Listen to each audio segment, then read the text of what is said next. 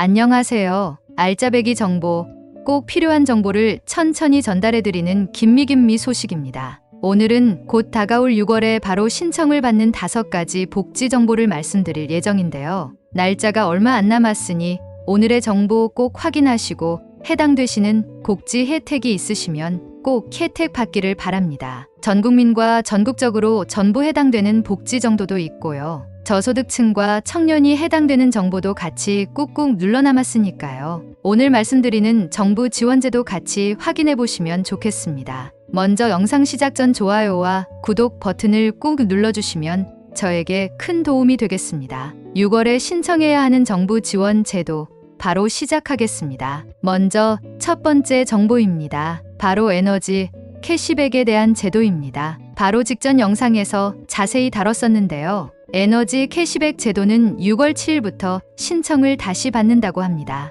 올해 신청이 원래 마감됐었지만 최근 전기요금이 올라가 부담을 완화시키는 제도로 이런 대책을 내놓은 건데요. 6월에는 더 많은 추가 캐시백을 돌려준다고 합니다. 전기는 절감률에 따라 기존에는 킬로와트당 30원에서 70원의 인센티브를 지급했는데요. 이제 킬로와트당 최대 100원까지 인센티브 금액을 확대한다고 합니다. 그런데 여름에 무더위가 계속되는데도 이렇게 인상된 전기요금과 에너지 캐시백 때문에 에어컨을 편하게 사용 못하나 걱정되실 텐데요. 여기서 참고하실 내용은 바로 전기 소모량이 많은 가전제품은 에어컨보다 전기밥솥이 더 소모를 많이 한다고 합니다. 특히 보온 모드는 밥을 하고 계속 틀어놓은 밥솥에 가장 많이 사용하는 기능인데요. 이 기능을 쓰면서 전기를 계속 쓰게 되기 때문에 전기 사용량이 늘어난다고 합니다. 그래서 보온 기능을 안 쓰려면 밥을 하고 한 끼 식사량대로 소분해서 냉동실에 보관하면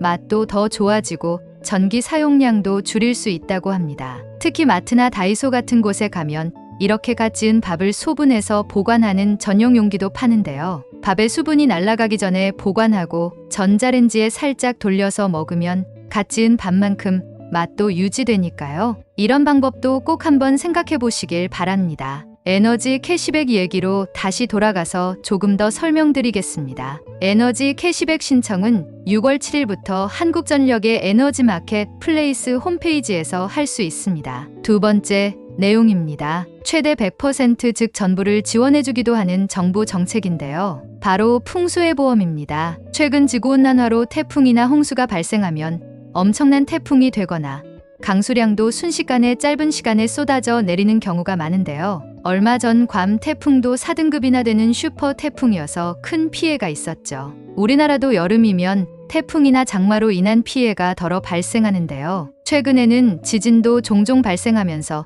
정부에서 풍수해보험의 지원 비율을 높였다고 하는데요. 가입 지역 및 면적 보상 한도에 따라 보험료의 일부 차이가 있지만요. 정부 지원이 최소 70%에서 100% 즉 전액 보험료를 지원하는 정책 지원 보험입니다. 작년 4월부터 풍수해보험법이 개정되었었죠. 저소득층 대상자 중에서 과거의 자연재해로 재난지원금이나 풍수해보험금을 지원받은 적이 있거나 풍수해보험 가입 촉진 대상자에 포함되어 있으면 100% 지원이 가능합니다. 또 위기준이 아니더라도 일반 국민들도 최소 70%는 지원을 받을 수 있습니다. 조금 더 자세히 말씀을 드리면요. 일반 주택의 경우 가입 면적 80제곱미터 기준으로 자가라면 연 보험료가 13,200원이 됩니다. 세입자라면 5,900원으로 재해 발생 시 보험료의 수백 배에서 수천 배 이상이 보상 가능합니다. 그러니 혜택이 상당히 괜찮은 제도라고 볼 수 있죠. 또 소상공인의 상가나 공장, 비닐하우스 등도 70% 이상 정부에서 보험료도 지원한다고 하니까요. 해당되시는 분들은 올여름 자연재해에 대비해서 소액으로 풍수해보험에 가입을 고려해 보시는 것도 좋을 것 같습니다. 가입 방법은 국내 7개 대표 민간 보험사에서도 가입 가능하고요. 국민재난안전포털에서 보험 상품의 세부 정보를 확인하고 가입 가능하니 둘 중 편하신 곳으로 알아보셔도 되겠습니다. 세 번째 정보입니다. 이번에 정부에서 야심차게 추진한 청년 도약 계좌에 대한 내용인데요. 6월부터 신청이 시작된다고 합니다. 윤 대통령의 청년 정책 핵심 공약으로 70만 원씩 5년 모으는 청년 목돈 만들기 정책인데요. 정책 금융상품들과의 중복 가입이 가능한지 그게 궁금하시죠? 청년내일채움공제, 청년내일저축계좌는 모두 중복으로 가입이 되지만 지난 정권의 대표 청년자산형성지원사업이었던 청년희망적금의 경우에는 해지하거나 만기가 되어야 가입 가능합니다. 신청은 6월부터 취급기간 동안 앱을 통해 비대면으로 가입할 수 있습니다. 서민금융진흥원 콜센터로 문의하시면 자세한 내용을 안내받을 수 있으니 필요한 추가 정보 있으면 문의해 보셔도 좋겠습니다. 고물가의 경기도 불황이라 돈을 모으는 것도 쉽지 않을 텐데요. 이런 정책을 잘 활용해서 초기 목돈을 모으는데 도움이 되셨으면 좋겠습니다. 네 번째, 정보입니다. 바로 5월 31일 시작한 에너지 바우처에 대한 정보입니다. 에너지 바우처는 취약계층을 대상으로 필수 에너지 비용을 지원하는 사업인데요. 전기, 도시가스, 지역난방 고지서의 이용 금액을 차감하거나 국민행복카드를 발급받아서 에너지 비용을 결제할 수 있는 바우처입니다. 올해는 전기와 가스요금도 전부 인상되고 여름에는 폭염이 예상된다고 하는데요. 그래서 발급 대상도 확대하고 하절기 지원 금액도 인상한다고 합니다.